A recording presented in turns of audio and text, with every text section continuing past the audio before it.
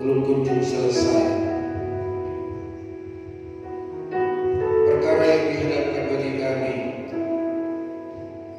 belum melihat pertolongan Tuhan. Namun percaya Engkau Tuhan ada bersama dengan kami. Engkau yang memberikan penghiburan, Engkau yang memberikan kekuatan, tangan-Mu yang penuh kuasa yang menuntun, memimpin, membawa kami pada kemenangan, keberhasilan dan keberuntungan. Kami memohon kepada-Mu Tuhan, jangan Engkau meninggalkan kami, jangan Engkau membiarkan kami. Biarlah senantiasa kasih karunia, anugerah, kemurahan-Mu, kebaikan-Mu Tuhan tetap melimpah atas kami. Hari ini kami akan belajar kebenaran firman Tuhan. Berfirmanlah bagi kami, berbicara bagi kami, supaya setiap kami yang ada, kami dikuatkan, kami dihiburkan, kami dibaharui, dan kami bersorak-sorai bersama dengan Tuhan. Di dalam nama Tuhan Yesus kami berdoa, dan kami sambut kebenaran firman-Mu. Haleluya. Yang percaya sama berkata amin. Silakan duduk Bapak Ibu Saudara. Selamat pagi, Shalom. Selamat tahun baru bagi Bapak Ibu yang belum berjumpa dan kita tidak mengucapkan selamat tahun baru. Hari ini kita akan berbicara tentang revival di akhir zaman. Langsung saja kita membuka Alkitab kita di dalam Kisah Rasul pasal yang kedua. Kisah Rasul pasal 2 ayat 17 sampai ayat 21.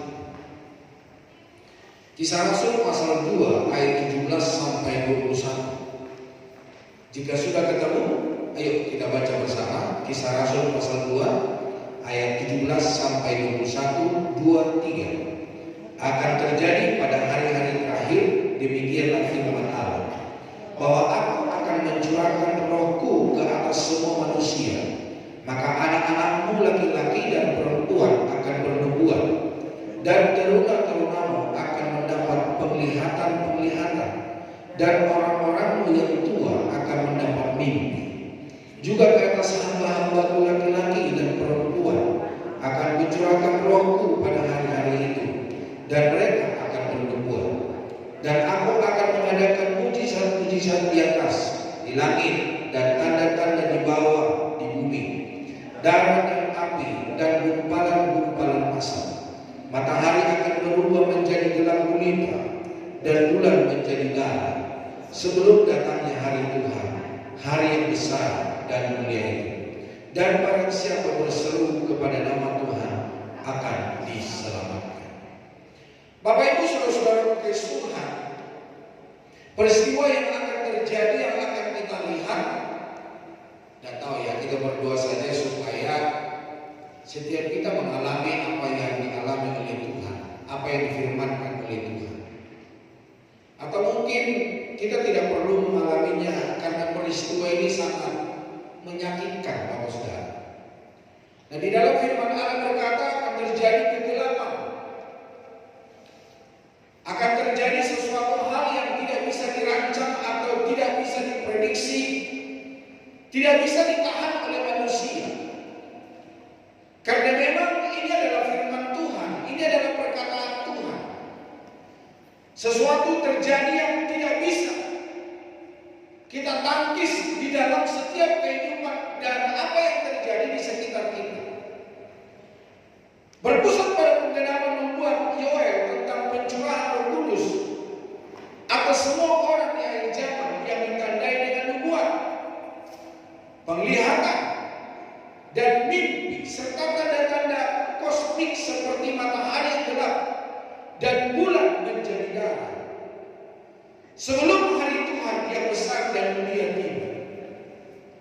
Jadi Bapak Saudara Kristus, kejadian ini bukan hanya terjadi di bumi yang kita tempati, bukan hanya seperti yang terjadi hari-hari ini. Banjir masih terjadi, saudara. Peristiwa-peristiwa yang tidak bisa ditangani oleh manusia masih terjadi. Tetapi saudara Kristus Tuhan, dikatakan kosmik, di luar bumi, yaitu matahari, bulan, dan bintang, mereka akan tidak bisa menerangi cahaya, mereka tidak kegelapan akan terjadi, saudara. Nah, hal ini menekankan bahwa siapapun yang berseru kepada nama Tuhan akan diselamatkan. Janji pemberdayaan universal melalui Roh Kudus yang mengubah orang biasa. Siapa itu orang biasa? Mungkin kita pemuda-pemudi, orang tua, hamba, perempuan, anak-anak. Itu menjadi saksi yang mampu melihat, menyaksikan tentang karya Allah yang besar, yang akhirnya memicu sebuah pertobatan dan menantikan kedatangan Kristus kembali supaya kita menjadi orang-orang yang setia. Bapak Ibu saudara kasih Tuhan, kita akan bisa melihat di dalam ayat bacaan ini, di dalam ayat 17, bahwa akan terjadi pencurahan Roh Kudus yang universal. Roh Kudus dicurahkan ke atas semua manusia tanpa memandang status sosial, tanpa memandang jenis kelamin atau gender atau usia. Ini menunjukkan bahwa setiap orang percaya memiliki akses langsung kepada kuasa Allah untuk melayani. Jadi percayalah Bapak Ibu Saudara, setiap kita akan mengalami yang namanya kepenuhan kuasa Roh Kudus. Bukan kepenuhan Roh Kudus yang berglosari yang bisa diucapkan dengan kalimat yang sama. Orang lain tidak mengerti, Bapak Ibu Saudara juga tidak mengerti apa yang dibicarakan. Tetapi firman Allah berkata, ketika Roh Kudus bekerja, maka segala sesuatu yang kita bicarakan kita bisa mengerti karena Allah menerjemahkan, Allah memberikan hikmat. Jadi dalam pencurahan Roh Kudus akan memenuhi setiap orang tanpa terkecuali. Bapak Ibu Saudara, yang kedua, nubuat, penglihatan dan mimpi. Anak-anak muda akan melihat penglihatan dan orang tua akan mendapat mimpi. Sudahkah terjadi, saudara? Ya mungkin ada yang sudah terjadi, tapi ada yang akan terjadi. Ini mengingatkan kita bahwa Tuhan memakai setiap tahapan usia untuk menyatakan kehendaknya di bumi ini. Kaum muda diberi gairah untuk masa depan, dan kaum tua diberi hikmat melalui pengalaman rohani. Anak-anak memberitakan kebenaran firman Tuhan. Ada beberapa di sosial media saya lihat, ya sekitar umur 6-7 tahun dia sudah berkhotbah dan dia sudah KKR dalam sebuah gereja. Sudah KKR depan umum, Bapak Saudara. Tapi apakah hal itu bisa terjadi dalam hidup kita? Pasti, Bapak Saudara. Karena itu adalah janji Tuhan. Bapak Ibu Saudara kasih Tuhan, di dalam ayat 19 dan 20, yaitu kesempatan menjelang hari Tuhan atau tanda zaman, itu menggambarkan fenomena alam yang dahsyat sebagai tanda sebelum hari Tuhan yang besar dan mulia. Apakah kejadian-kejadian sekarang itu sudah tanda? Itu baru permulaan, saudara. Baru permulaan. Jangan kita yang ada di kota Balikpapan, yang ada di Pulau Kalimantan, dan kita berkata, puji Tuhan, aku di pulau aman. Pulau kita juga tidak aman, saudara. Tidak amannya kenapa? Tanahnya bergerak. Saya pernah melihat di sebuah sosial media, ketika ada satu keluarga tidur, tempat tidurnya masuk ke dalam, dan orang itu terkubur di situ. Peristiwa yang ada di Sulawesi, ada orang tua dari rekan saya yang sampai hari ini tidak ditemukan, saudara. Karena apa? Ibunya itu ditelan oleh tanah, dicari tidak ketemu. Kemarin saya lihat di sosial media ada seorang ditemukan di tubuh atau dikubur oleh tanah, dan keluarga yang memiliki keluarga yang dikubur, yang tertimbun tanah ini histeris. Bapak Ibu Saudara kasih Tuhan, kita melihat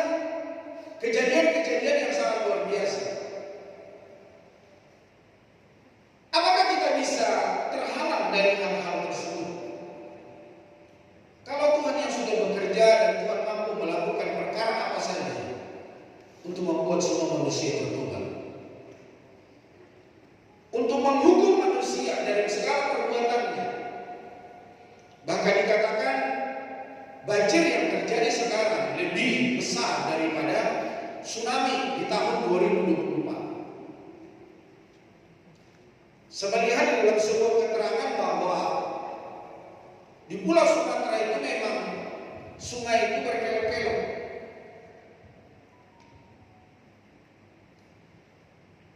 Nah, oleh karena banjir bandang membawa batu dari atas, membawa kayu dari atas, sehingga air sungai itu tidak bisa berkelok-kelok lagi.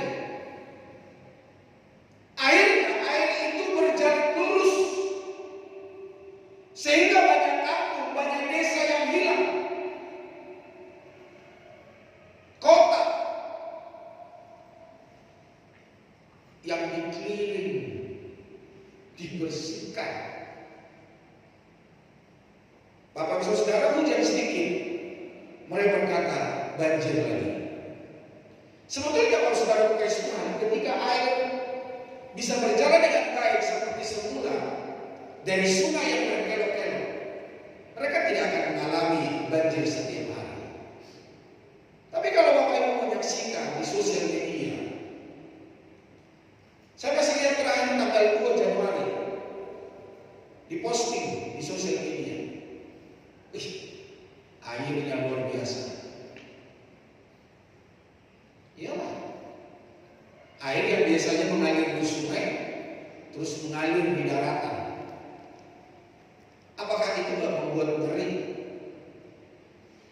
Jadi Bapak Ibu Saudara kasih Tuhan, hal ini ya bukan menakut-nakuti, melainkan sebagai pengingat akan urgensi waktu untuk bertobat dan melayani Tuhan. Saya seringkali berkata, kapan Tuhan datang? Ya, memang secara umum Tuhan datang kepada semua orang, dan kita serentak dibangkitkan dan kita bersama-sama dengan Tuhan. Tetapi juga ada kedatangan Tuhan ketika Tuhan panggil kita secara pribadi. Nah, ini secara pribadi kapan kita mau dipanggil oleh Tuhan? Kita bisa melihat ada orang yang sudah sakit-sakitan, kita pikir sudah dipanggil oleh Tuhan, sehat juga itu. Tapi ada yang sehat, ada yang bisa melakukan aktivitasnya, bisa mencari uang, dia berangkat kerja, tapi gak pulang-pulang lagi ke rumah. Bersyukurlah Bapak Saudara kalau hari ini kita bisa menikmati di minggu pertama di tahun 2026. Ini kesempatan kita untuk bertobat, ini kesempatan kita untuk berbalik, mengasihi Tuhan, melayani Tuhan, memberikan hidup kita yang berkenan kepada Tuhan. Bapak Ibu Saudara, di dalam ayat 21 yaitu janji keselamatan yang pasti. Nah, inti dari pengharapan Kristen, barang siapa berseru kepada nama Tuhan akan diselamatkan. Keselamatan tidak didasarkan pada kekuatan manusia, melainkan pada anugerah Allah yang tersedia bagi siapa saja yang mau merendahkan diri dan memanggil namanya. Jangan kita berkata saya Kristen, saya diselamatkan. Atau jangan-jangan kita nanti seperti anak terhilang. Kita ada di rumah Tuhan, tetapi kita kehilangan keselamatan. Kita melayani Tuhan, tapi kita kehilangan keselamatan. Pastikan Bapak Saudara, ketika Tuhan berperkara atas hidup kita pun merasakan kebaikan dan kemurahan Tuhan. Dia menempatkan kita di tempatnya yang abadi, dan Dia berkata, sama seperti engkau hamba-Ku yang Kukasihi. Karena sekarang ini ada banyak kita melihat orang-orang yang masih sombong di dalam hidupnya, memegahkan dirinya, memperkuat keangkuhan hidupnya, tidak hidup di dalam kebenaran, hidup di dalam daging, hidup di dalam keakuan. Bapak Ibu Saudara, mari hari ini kita merendahkan hati, merendahkan diri kita, menjadikan Dia menguasa di dalam hidup kita. Bapak Ibu Saudara, yang berikutnya adalah penggenapan dan kelanjutan.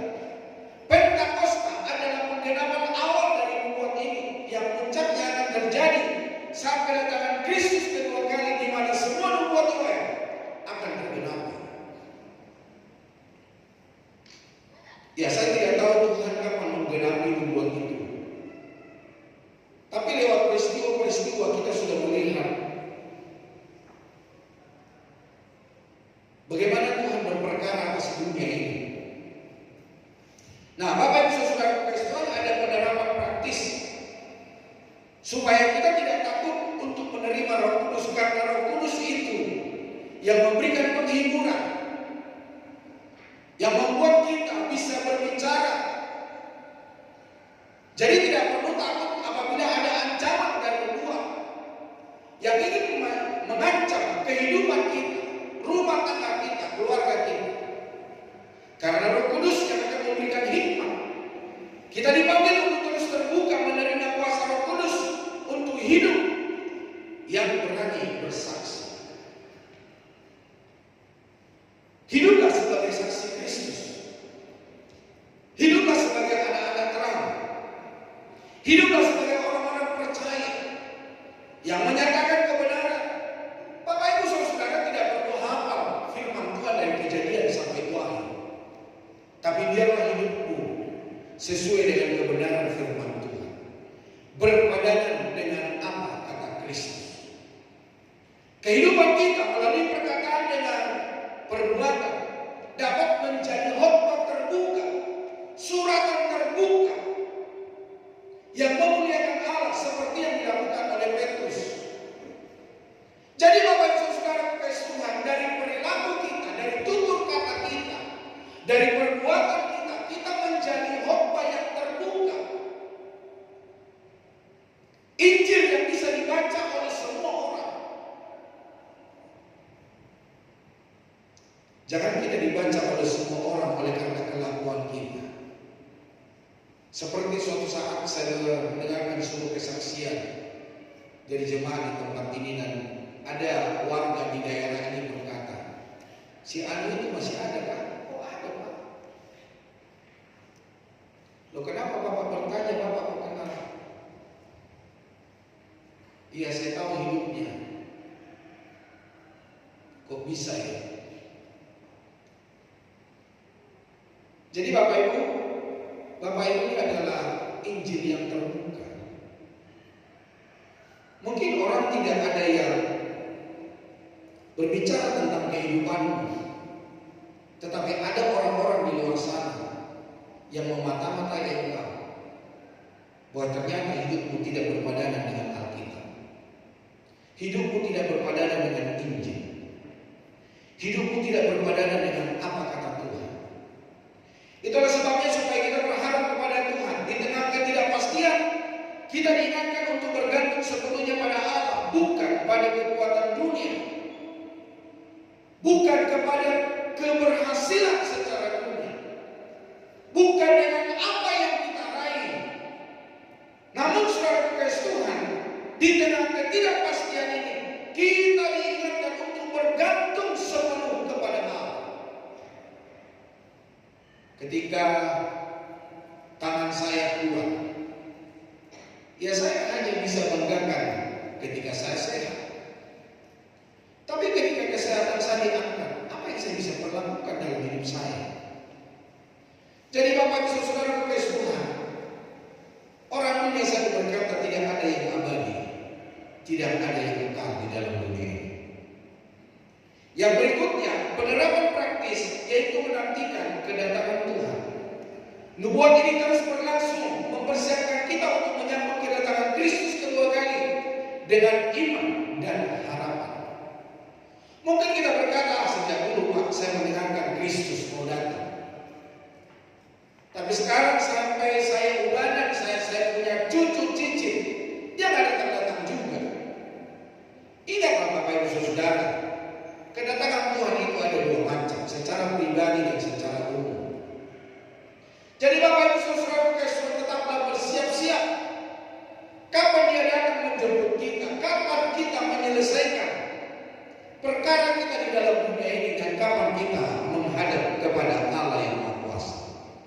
Revival adalah kerinduan Allah dan juga kebutuhan orang percaya. Revival tidak terjadi karena kemampuan manusia, tetapi pekerjaan Allah. Revival bukan programnya pendeta, bukan programnya jemaat, tetapi itu adalah kebenaran firman Tuhan. Nah, apa yang Allah kerjakan untuk revival bagi umatnya? Yang pertama, saudara, nubuat dinyatakan. Ketika Tuhan bernubuat, Dia akan menggenapi kepada seluruh umat manusia yang percaya kepadanya. Apa yang dikatakan oleh Tuhan, itu yang akan diperlakukan untuk kita. Petrus mengutip nubuat Yoel untuk menunjukkan bahwa Allah sudah berjanji akan mencurahkan rohnya di akhir zaman. Revival bukan program manusia, tetapi inisiatifnya Allah. Firman-Nya Tuhan yang akan digenapi untuk setiap manusia. Kata mencurahkan menggambarkan tindakan Allah yang penuh, melimpah dan tidak ditahan-tahan. Roh dicurahkan atas semua orang tanpa batas usia, tanpa batas jenis kelamin, tanpa status. Dia akan mencurahkan Roh Kudus-Nya. Revival selalu ditandai dengan pewahyuan firman, nubuatan, penglihatan, hikmat dan dorongan Roh yang menuntun umat kembali kepada kehendak-Nya. Tuhan akan mengangkat seseorang yang mungkin kita tidak pandang sebelah. Dia akan bisa berbicara, dia akan bisa menyatakan kemuliaan Allah. Anak-anak yang kita tidak anggap dan kita pikir dia belum terpelajar, ketika Tuhan memenuhi dia dengan Roh Kudus-Nya, dia akan berbicara, dia akan menasihati kita dan dia akan menegur kita. Itulah sebabnya Bapak Saudara Tuhan bukan hati terhadap firman yang Tuhan nyatakan. Jangan memadamkan pekerjaan Roh Kudus. Nah, di dalam firman Tuhan berkata 1 Tesalonika 5 ayat 20 dan 21. Firman Allah berkata,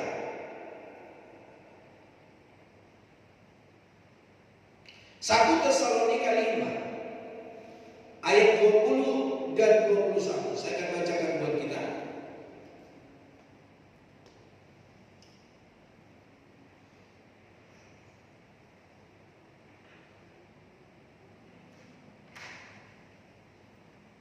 Satu Tesalonika pasal yang kelima. Saya tidak catat kalau sekarang. Ada yang sudah ketemu? Ayat 20 dan 21. Demikian firman Tuhan. Dan janganlah anggap rendah nubuat-nubuat. Ujilah segala sesuatu dan peganglah yang baik.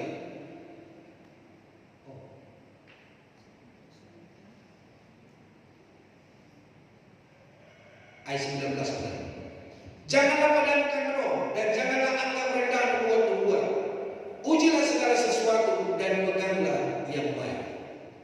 Jadi Bapak Ibu Saudara kekasih Tuhan, supaya kita tidak memadamkan Roh Kudus, karena Roh Kudus yang memberikan kemampuan bagi kita, Roh Kudus yang memberikan keberanian bagi kita, Roh Kudus yang mengingatkan kita apa yang dikatakan oleh Tuhan, apa yang dikerjakan oleh Tuhan, itu dapat kita perkatakan lewat bibir dan mulut kita. Nah, makna penggenapan nubuat yaitu peneguhan iman. Ketika ada nubuat, iman kita diteguhkan, iman kita dikuatkan, iman kita dibangkitkan kembali. Penggenapan nubuat berfungsi sebagai bukti nyata bahwa Alkitab bukanlah isapan jempol manusia, melainkan firman Allah yang diilhamkan oleh Allah. Hal ini menguatkan keyakinan bahwa Allah berdaulat atas sejarah dan masa depan manusia. Yang berikutnya, penggenapan nubuat yaitu memberikan pengharapan bahwa ketika kita ada di dalam kesusahan, ketika kita ada di dalam penderitaan, nubuat itu akan memberikan sebuah harapan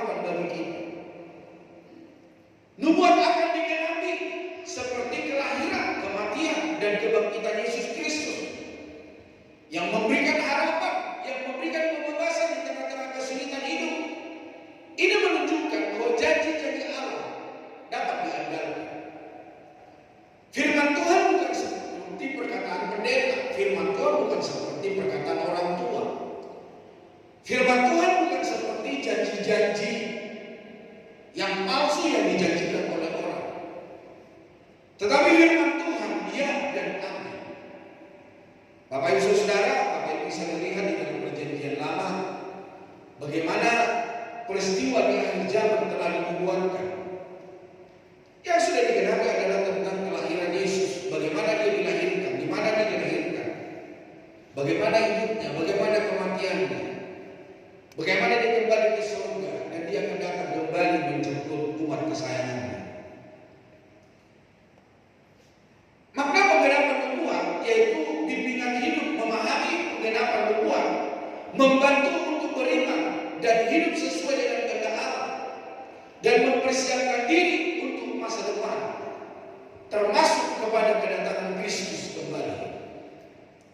Jadi ketika ada nubuat, persiapan kita, saudara.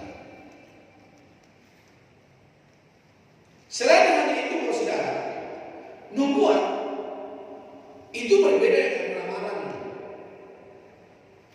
Nubuat yang benar berasal dari Roh Kudus dan pasti terjadi. Tetapi ramalan bisa salah dan tidak pasti dan tidak ditepati, saudara. Seperti beberapa waktu yang lalu ada orang berkata nanti bulan Juli akan terjadi gempa skala besar. Sekarang sampai Januari nggak terjadi itu. Itu adalah ramalan manusia. Mungkin juga yang tenar kita bisa tahu bahwa di 25 Desember dikatakan adalah hari terakhir dan Tuhan akan datang. Ada seseorang menyiapkan perahu yang besar-besar, tapi kedatangan Tuhan juga tidak seperti yang dikatakan oleh hamba Tuhan ini. Bapak Ibu Saudara, perenungan tentang nubuat yang dinyatakan membawa pada kesadaran bahwa Allah selalu setia pada firman-Nya. Tuhan itu tidak berdusta. Segala firman yang diutarakannya akan digenapi, akan dibuktikannya kepada setiap orang. Ketetapan nubuat menunjukkan karakter Allah yang konsisten dan dapat dipercaya. Rencana ilahi sedang berlangsung, sedang ditepati dan sedang kita hadapi, saudara. Peristiwa masa kini dan masa depan berada dalam kendali dan rencana agung Allah, bukan terjadi secara acak. Tetapi apa yang kita hadapi itu semua telah difirmankan oleh Tuhan. Itulah sebabnya miliki respon yang tepat. Umat dipanggil untuk menanggapi penggenapan nubuat dengan pertobatan, dengan beriman, dengan kita taat serta membagikan pesan pengharapan ini kepada orang lain. Mari hari ini kita menjadi orang-orang percaya, bukan sekedar ada di gereja, tetapi kita memiliki respon menanti kedatangan Tuhan yang kedua. Yang kedua, saudara, tanda-tanda disingkapkan. Tuhan menyebut tanda-tanda di langit dan di bumi. Hal ini menunjuk pada pekerjaan Allah yang luar biasa secara rohani. Nah, revival selalu membawa tanda-tanda pembaruan, pertobatan, pemulihan, kehausan akan firman, doa yang bergairah, dan pelayanan yang dibangkitkan. Tuhan memakai tanda-tanda untuk mengguncang kenyamanan manusia dan mengarahkan fokus kembali kepada kekudusannya. Itulah sebabnya, Bapak Saudara, mari kita responi tanda-tanda itu dengan kerendahan hati, bukan sebuah ketakutan. Karena Tuhan Allah yang memberikan kekuatan dan penghiburan bagi kita. Nah, dalam konteks spiritual dan teologi disingkapkannya atau apokalipsis, penyingkapan sering merujuk pada kesadaran mendalam tentang kebenaran ilahi atau tanda-tanda akhir zaman. Yang pertama adalah penyingkapan hati internal. Tuhan akan menyingkapkan hati kita. Sebelum melihat tanda-tanda di dunia luar, penyingkapan sering dimulai dari dalam diri. Pertobatan, perubahan respon, kesungguhan mengasihi Tuhan. Yang kedua, kepekaan nurani, munculnya rasa gelisah terhadap ketidakadilan dan kerinduan mendalam akan kebenaran. Tuhan akan memberikan kerinduan bagi kita. Supaya apa? Dunia yang kita hadapi, supaya mereka melakukan keadilan supaya orang-orang di sekitar kita melakukan kebenaran. Ketika mereka melakukan apa yang tidak benar, hati kita sudah mulai sedih. Karena apa? Tuhan memberikan kepekaan nurani. Bapak Ibu saudara kekasih Tuhan, pembedaan roh, kemampuan untuk melihat mana yang murni dan mana yang palsu di tengah arus informasi yang membicarakan. Jadi Tuhan akan memberikan hikmat bagi kita. Apa yang dikatakan oleh orang, apakah itu benar atau tidak? Kita tahu mana yang palsu, kita tahu mana yang benar. Kita tahu apa yang dikatakan oleh Alkitab, kita tahu apa yang hanya dikatakan oleh karena ego. Bapak Ibu saudara,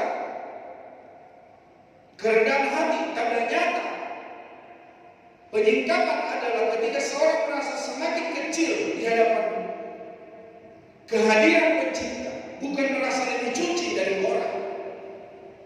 Jadi ketika dia berjalan di dalam hidup ini, dia memiliki hati yang penuh kerendahan hati, yang tidak ada kesombongan, yang tidak ada keangkuhan hidup. Dia merasa kecil, dia merasa tidak bisa apa-apa. Segala sesuatu yang dikerjakannya merasa tidak punya nilai, karena dia melihat kebenaran yang daripada Tuhan.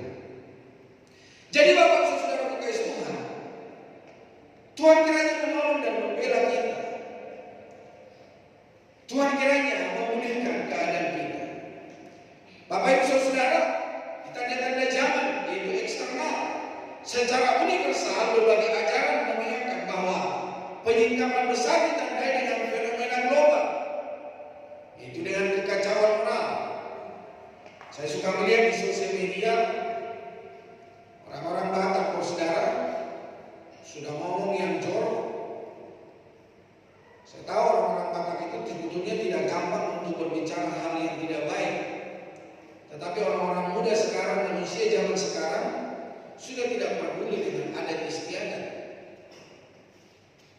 Sudah membicarakan hal-hal yang negatif, hal-hal yang tidak pantas diucapkan. Bapak Ibu saudara, ada banyak orang-orang Batak yang telah membicarakan hal ini. Kenapa anak-anak muda, kenapa orang-orang berbicara hal-hal yang negatif di sosial media? Jadi Bapak saudara kekasih Tuhan, budayanya sudah mulai terkikis. Jadi moralnya sudah mulai kacau.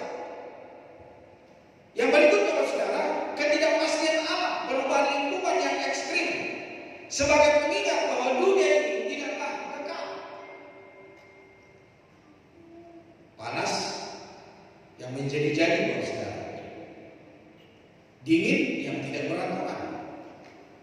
Kita di Balikpapan kita juga bisa kedinginan. Kita di Balikpapan kita juga bisa kepanasan. Panas matahari, tahu-tahu sebentar hujan. Iklim yang tidak bisa kita prediksi. Kemajuan pengetahuan tanpa hikmat. Teknologi berkembang pesat, namun manusia semakin kehilangan makna hidup dan kedamaian batin. Saya melihat di sosial media yang menciptakan robot, Bapak saudara. Apa yang dikerjakan oleh manusia sudah dikerjakan oleh robot. Wah, kalau itu sampai terjadi di Indonesia atau terjadi di antara kita,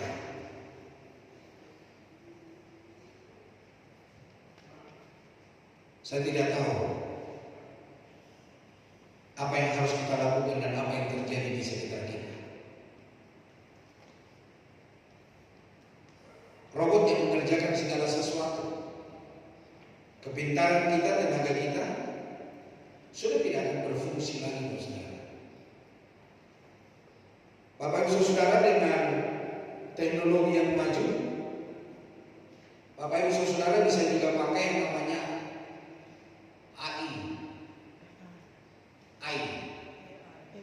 AI, ya tulisannya sini itu AI. Bapak Ibu mau minta bikin PowerPoint,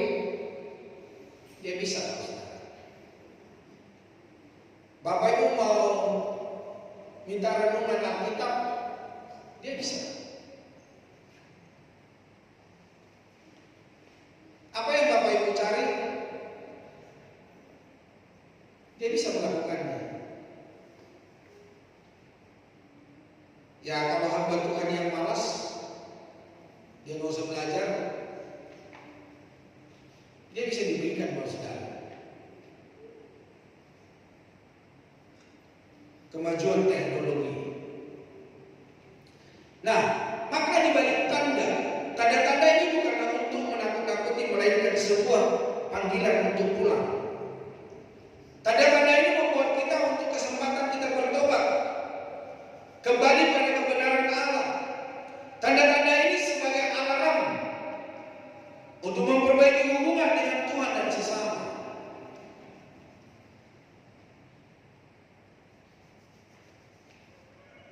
Di balik tanda perlu kita fokus pada yang kekal. Kita mencari nafkah boleh, mencari kekayaan boleh, tetapi apakah itu hal yang terutama dalam hidup kita? Ada orang-orang membuat cari nafkah yang terutama dalam hidupnya, sampai tidak ada waktu untuk Tuhan. Ada orang-orang yang membuat mencari nafkah yang terutama dalam hidupnya, sehingga tidak bisa melayani Tuhan. Bapak Ibu saudara-saudara kasih Tuhan, di balik tanda supaya kita fokus pada yang kekal. Tanda yang diberikan oleh Tuhan supaya kita bersiap diri. Jangan kita terpengaruh dengan apa yang kita kerjakan, apa yang kita raih. Hidup seolah-olah penyingkapan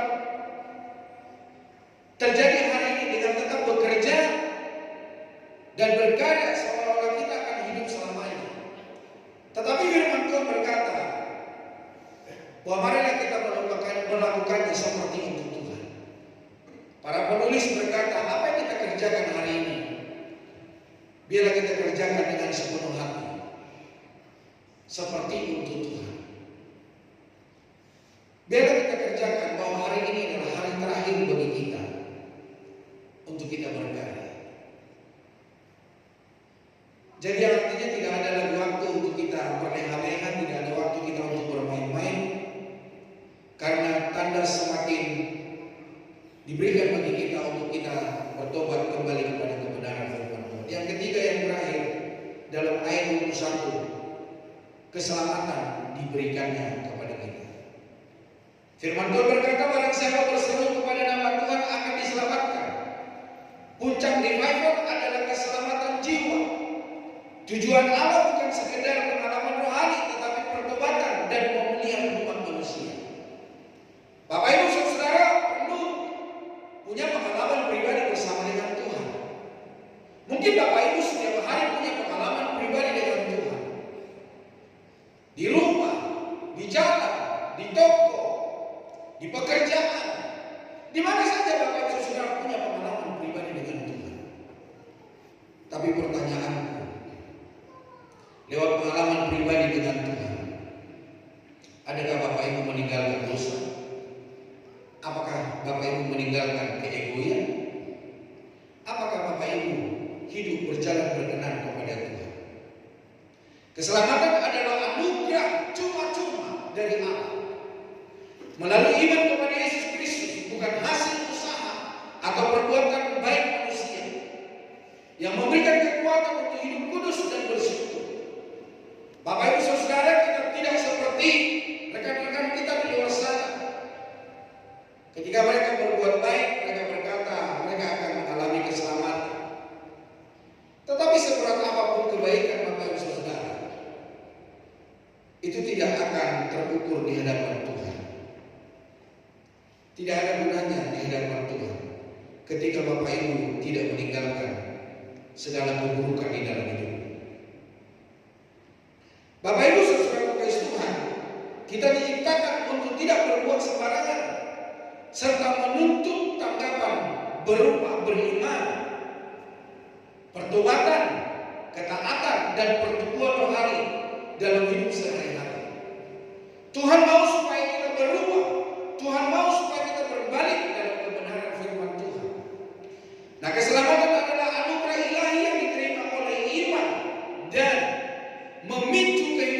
yang mengasihi, mengampuni, dan melayani, dan bersyukur kepada Tuhan. Bapak Ibu Saudara, keselamatan sebagai anugerah atau kasih karunia. Keselamatan yang kita terima itu bukan upah, bukan karena kebaikan kita, Saudara. Bukan karena hasil pekerjaan kita, tetapi itu adalah kasih karunia Tuhan. Jangan seorang pun bermegah akan keselamatan yang Tuhan berikan. Keselamatan bukanlah hasil usaha, perbuatan baik, atau kesalahan manusia. Ia adalah pemberian cuma-cuma dari Allah karena kasih-Nya. Di dalam Efesus 2 ayat 8 dikatakan, sebab karena kasih karunia kamu diselamatkan oleh iman. Itu bukan hasil usahamu, tetapi pemberian Allah. Yang kedua, kepastian dari Yesus Kristus.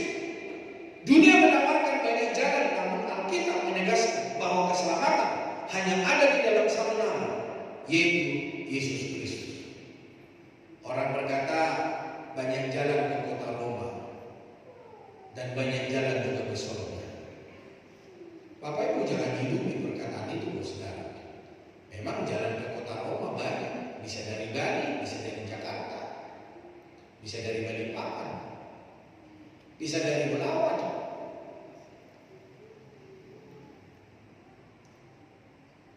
Kalau kita mau ke Roma, Saudara.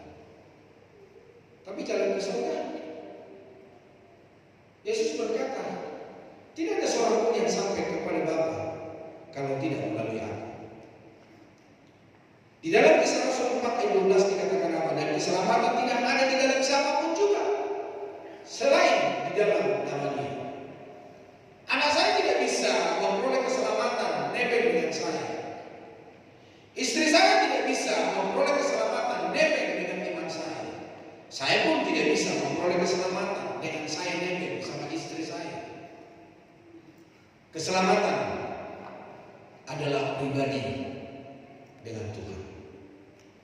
Pemusik boleh maju ke depan. Bapak Ibu Saudara, yang ketiga, respon manusia, yaitu percaya dan bertobat. Meskipun gratis, keselamatan menuntut respon hati. Kita dipanggil untuk mengaku dosa, berbalik dari jalan yang salah, dan menaruh percaya sepenuhnya kepada Kristus. Di dalam Roma 10 ayat 9 dikatakan, sebab jika kamu mengaku dengan mulutmu bahwa Yesus adalah Tuhan dan percaya dalam hatimu bahwa Allah telah membangkitkan Dia dari antara orang mati, maka kamu akan diselamatkan. Percaya dalam hati, mengakui Tuhan, menjadi Tuhan, menjadi Raja yang telah mati dan telah bangkit, kita memperoleh keselamatan daripada Tuhan. Nah, yang keempat, buah dari keselamatan, orang yang telah diselamatkan tidak lagi hidup untuk dirinya sendiri, melainkan hidup untuk memuliakan Tuhan melalui perbuatan baik sebagai ucapan syukur. Jadi Bapak Ibu Saudara, ketika kita berkata kita telah diselamatkan, maka apa yang kita kerjakan, apa yang kita perbuat, semuanya menyenangkan hati Tuhan. Seberapa banyak di antara kita hari ini yang datang ke gereja, kita menyenangkan hati Tuhan. Kita memuji Tuhan, kita memuliakan Tuhan, kita memberikan hidup kita kepada Tuhan. Atau kita menggenapi sebuah pujian yang berkata, kau datang dan pergi sesuka hatimu. Ya, ketika kau senang, kau datang ke gereja. Ketika kau tidak senang, kau tidak datang ke gereja. Ketika perjamuan, kau datang ke gereja. Setelah sudah tidak ada perjamuan, engkau tinggalkan gereja. Bapak Ibu Saudara-saudara kekasih Tuhan, di dalam 2 Korintus 5 ayat 17, pemberian yang kekal, keselamatan ini memberikan kehidupan abadi dan jaminan dari Allah bagi orang percaya. Dan siapa yang ada di dalam Kristus, ia adalah ciptaan baru. Yang lama sudah berlalu, sesungguhnya yang baru sudah datang.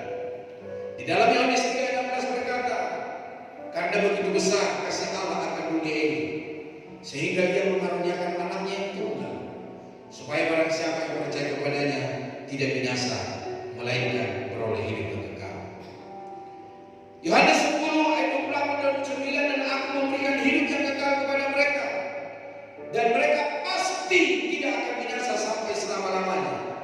dan seorang pun tidak akan merebut mereka dari tanganku.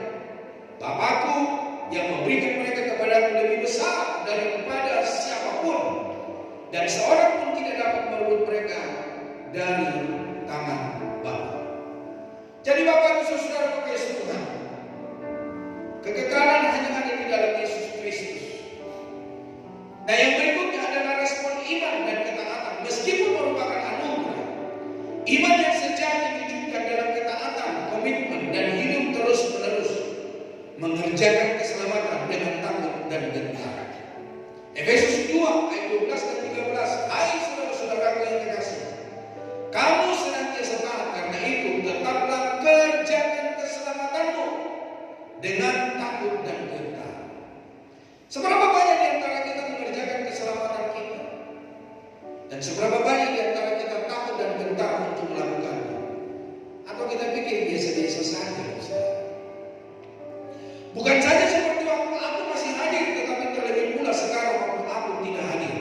Karena Allah yang mengerjakan di dalam kami, baik kemauan maupun pekerjaan menurut kerelaan.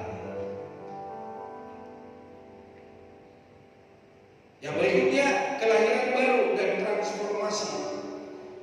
Keselamatan melibatkan kelahiran baru oleh Roh Kudus yang mengubah hidup menjadi lebih taat dan berbuah, bukan menjadi permisif terhadap dosa, seperti ajaran dalam Titus 3 ayat 4-8 dikatakan. Tetapi ketika nyata kemurahan Allah, juru selamat kita, dan kasihnya kepada manusia, pada waktu itu Dia telah menyelamatkan kita, bukan karena perbuatan baik yang telah kita lakukan, tetapi karena rahmat-Nya oleh permandian kelahiran kembali dan oleh pembaharuan yang dikerjakan oleh Roh Kudus yang sudah dilimpahkannya kepada kita oleh Yesus Kristus juru selamat kita. Ayat 7, supaya kita sebagai orang yang dibenarkan oleh kasih karunia-Nya berhak menerima hidup yang kekal sesuai dengan pengharapan kita. Perkataan ini benar, dan aku mau supaya engkau dengan yakin menguatkannya, agar mereka yang sudah percaya kepada Allah sungguh-sungguh berusaha melakukan pekerjaan yang baik. Itulah yang baik dan berguna bagi manusia. Yang terakhir, saudara, bersyukur dan kita mengakui. Keselamatan adalah alasan untuk bersyukur, menyadari bahwa kita diselamatkan dari kebinasaan dan diberikan penghargaan baru, bahkan di tengah kesulitan hidup. Jadi Bapak Ibu Saudara kekasih Tuhan, mari kita syukuri atas anugerah, atas kebaikan, kesempatan yang Tuhan berikan bagi kita. Kita dapat beribadah, kita dapat memuji Tuhan, kita dapat memuliakan Tuhan, kita dapat mendengarkan kebenaran firman Tuhan yang menggugah hati kita untuk kita kembali kepada kebenaran Allah.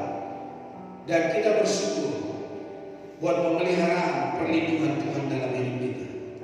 Bapak Ibu Saudara, revival sejati mengembalikan manusia kepada hubungan yang benar dengan Allah. Serukan nama Tuhan setiap hari, andalkan Dia dalam segala keputusan, doakan dan jaga mereka yang belum mengenal Kristus. Tuhan Yesus memberkati kita semua. Mari kita datang kepada Tuhan.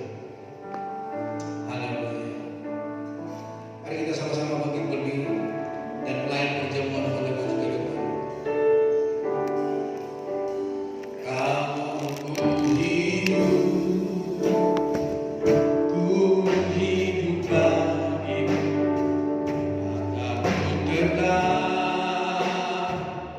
Tetap memandang dunia tak bisa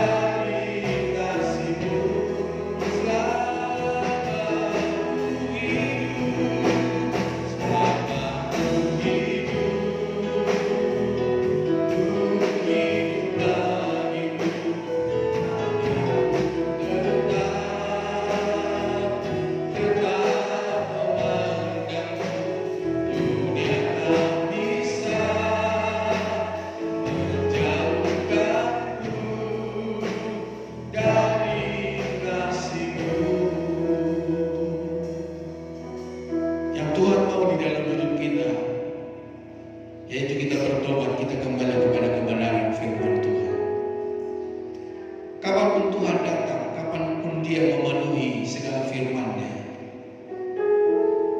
Yang penting kita tetap siap sedia. Yang penting kita seperti wanita yang bijaksana, yang menyiapkan pelita, yang menyala, yang menyiapkan minyak. Dan ketika mempelai itu datang, kita masuk dalam pesta Tuhan kita. Jangan sampai kita orang-orang yang tertinggal. Jangan sampai kita orang-orang yang berkata, enyahlah dari hadapanku engkau pembuat kejahatan. Jangan kita datang ke gereja mohon pengampunan dan keluar gereja kita melakukan kejahatan. Tuhan tidak senang dan kau mendukakan Roh Kudus. Bapa di surga, biarlah firman-Mu yang telah ditaburkan mengingatkan kami, membuat kami bertobat, membuat kami kembali kepada kebenaran, menyenangkan hati Tuhan. Biarlah apa yang hamba-Mu sampaikan mengingatkan kami kembali bahwa setiap firman-Mu Tuhan untuk memperlengkapi kami, firman-Mu Tuhan yang mengingatkan kami, firman-Mu Tuhan yang mengubahkan kami, firman-Mu Tuhan yang membaharui hidup kami untuk serupa segambar dengan Kristus. Biarlah Tuhan apa yang hamba-Mu sampaikan memberkati, mengubahkan hidup kami Tuhan untuk serupa segambar dengan Kristus. Dipermuliakanlah Engkau Tuhan, dan sebentar kami akan masuk dalam perjamuan. Berkati tubuh dan darah-Mu, berkati roti, berkati anggur. Dan biarlah Tuhan hari ini Tuhan kami mengalami Tuhan, kami berjumpa dengan Tuhan, kami dibaharui oleh Tuhan, kami yang sakit disembuhkan, yang lemah dikuatkan, yang putus asa Tuhan memberikan pengharapan. Biarlah Tuhan kemuliaan Allah dinyatakan dalam setiap aspek kehidupan kami. Marilah ya Bapa, marilah Roh Kudus bekerjalah dalam setiap apa yang kami lakukan dan kami kerjakan hari ini. Biarlah firman-Mu dan biarlah tubuh-Mu, biarlah darah-Mu Tuhan membangkitkan iman semangat kami. Dalam nama Tuhan Yesus kami akan terima tubuh dan darah-Mu. Di dalam nama Tuhan Yesus kami berdoa. Haleluya. Amin. Silakan duduk Bapak Ibu Saudara Tuhan. Terimalah tubuh dan darah Kristus yang memberkati Bapak Ibu Saudara. Kalau ku hidup, ku hidupkan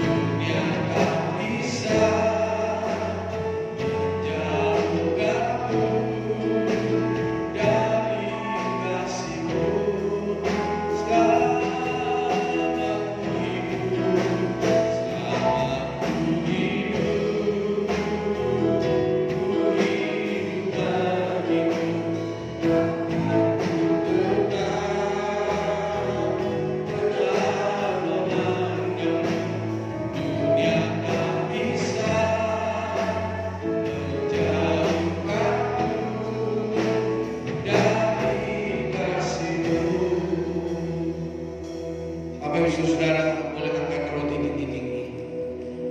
Biarlah kiranya lewat perjamuan ini kita mengingat kebaikan Tuhan, kita mengingat anugerah Tuhan, bahwa keselamatan yang diberikannya kepada kita itu bukan karena kebaikanmu, bukan karena usahamu, itu adalah pemberian anugerah Tuhan.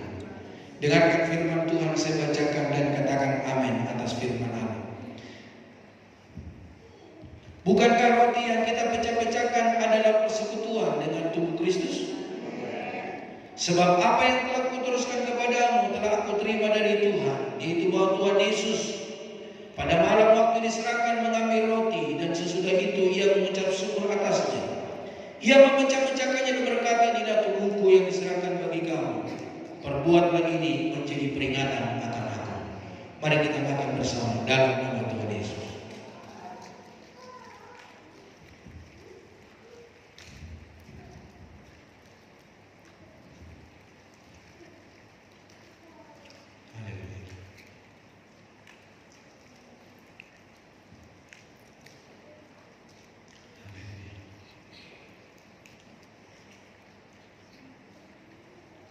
Angkat anggur tinggi-tinggi. Bukankah cawan pengucapan syukur yang atasnya kita ucapkan syukur adalah persekutuan dengan darah Kristus? Demikian juga ia mengambil cawan sesudah makan lalu berkata, cawan ini adalah perjanjian baru yang dimeteraikan oleh darahku. Perbuatlah ini setiap kali kamu meminumnya menjadi peringatan akan aku. Sebab setiap kali kamu makan roti ini dan minum cawan ini, kamu memberitakan kematian Tuhan sampai ia datang kembali. Dalam nama Tuhan Yesus, mari kita minum bersama.